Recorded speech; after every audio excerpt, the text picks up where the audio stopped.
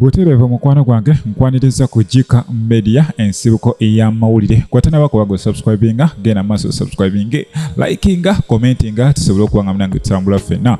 Butereevu ntandise n'omukyala speaker Anitah Among ono avuddeyo n'awakanya omusimbi omuyitirivu munange gavumenti gweyagala okubanga eyisa okubanga ba LC1 balondebwa. Jjukira essaawa eno ba LC1 abaliko munange balimu mu bumenyi bw'amateeka olw'ensonga si balonde ekisanja kyabwe kyaggwako dda wabula gavumenti yavuddeyo neeyisa omusimbi nga munange gumenya amateeka. Wano n'omukyala Anitah Among avuddeyo n'ategeeza bannange gavumenti yandibadde eddamu n'ekitunulamu ssente mpitirivu tetusobola kuba nga twonona ssente z'omusolo bwe tuti era nga okusinziira ku kasente akayisiddwa mukwano gwange kakunukiriza mu biliyoni 5.72 okubanga munange ba LC1 balondebwa. Of course okitegeera bulungi ssente ezo ziba zigenda kukola mu byantambula kutambuza bululu kubanga ate bafuna ba security guard abakuuma akalulu n'ebirala awo gula boxes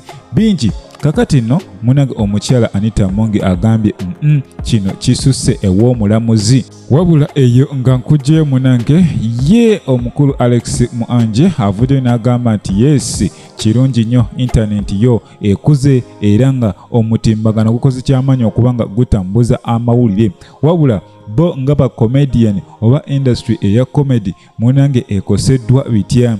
Jjukira comedian singa akola joko munange egenda kubanga ate etambuzibwa around the world.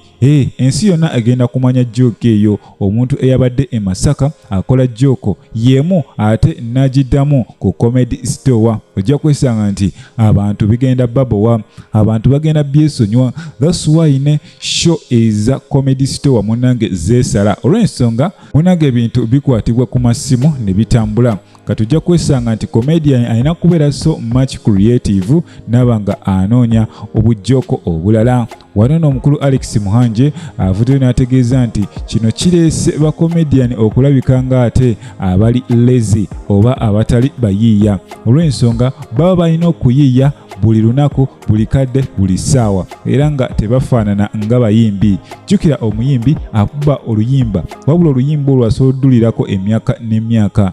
Bafiire Bongo Erutaaya baafa dda naye ennyimba zaabwe mwanatu zikyakola ate kyawukanako ne jokes nti joko gye wakola mu 1900 tosobola kugiddamu ku ssaawa eno egenda kuba ebowa otherwise olina gyongeramu ku birungo n'ogyongeramu ku spices ate abantu ne basobola okubanga baginyumirwa ne baseka. Kale Alex Muhanje agambye bannange bakomediani bandibadde bongeramu ku maanyi ne babeera creative. Si kirungi kukola joko wano n'ogiddamu wali ate nga abantu bagiraba dda. Kale ojja kwesanga nti basanga obuzibu naddala nga bakola tuwa zaabwe. Tulaba Madulatya Ndikiko balina tuwa yaabwe gye batambuza nseko buseko naye nga munange ojja kwesanga nti buli show weetaaga okuba nga olina jokes empya kubanga ziri ziba zatambudde dda ku mutimbagano abantu bazirabye dda.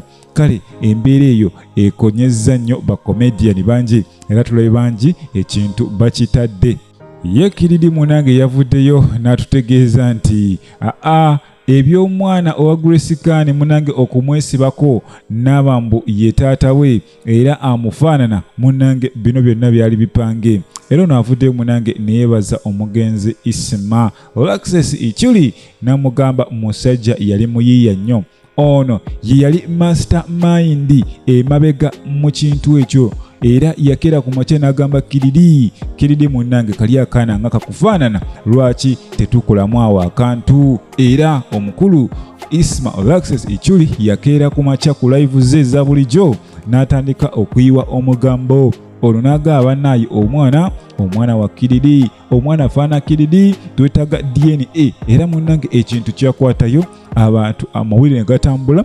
Kale naye Kiridi agambye omwana yamwesibako naye singa omwana oyo baamumuwa munange yali agenda kumukuza bulungi era amulise akawunga kubanga ye munange muntu mukuza.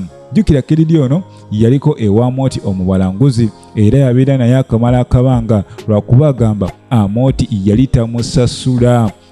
Naye agambye byonna bye yayigirayo munange bimuyambye okuba nga ali awo waali. Jjukira Kididi y'omu ku bayimbi gwe tumanyi munnange tawemula ne bawemula, wabula ate yandibanga essaawa yonna agenda tukuba mu konsati ye yatuumye towemula konsati, naye katulindeyo enaaba efaanana. Bw'ogendanga mu kumanyigana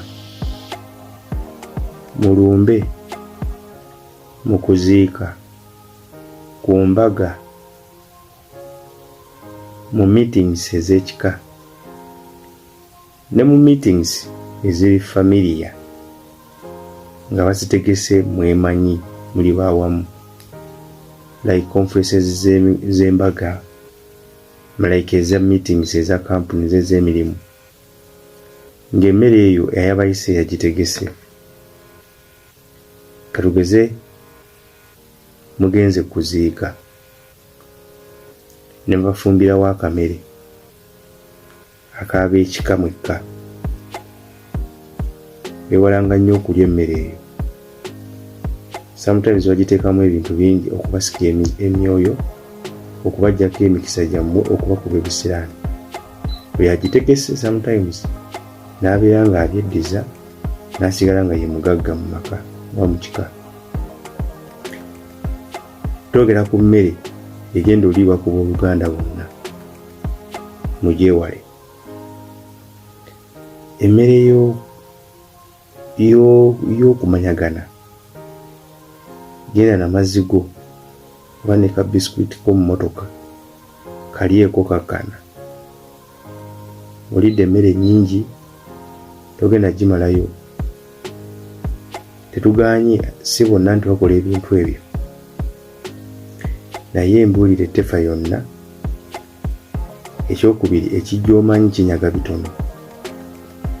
Abantu babakoze ebintu bingi nga bayisiza mu mmere ey'enkuŋŋaano,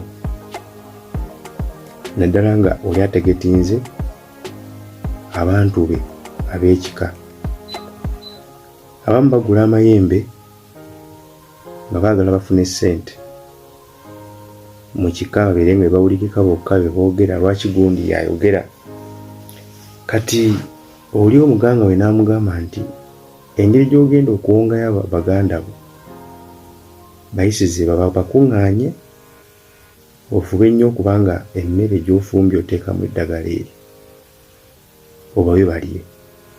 Olwokuba muva eri mubuguutana, temwagala mwekkirizanya, temwagala kukola mirimu, temwagala kujja na mmere yammwe oba mazzi bijinja lyebaluma, you will end up falling a victim. Ojje weegendereze buli muva ennyo mu nkuŋŋaano ez'okuziika, ez'embaga. Butereevu mukwano gwange nenkujjukiza nti obadde kujjika media ensibuko ya mawulire. Otanaba kuba ngu subscribinga, genda maaso subscribinge, likinga, commentinga, tusobole okuba nga munange tutambula ffenna.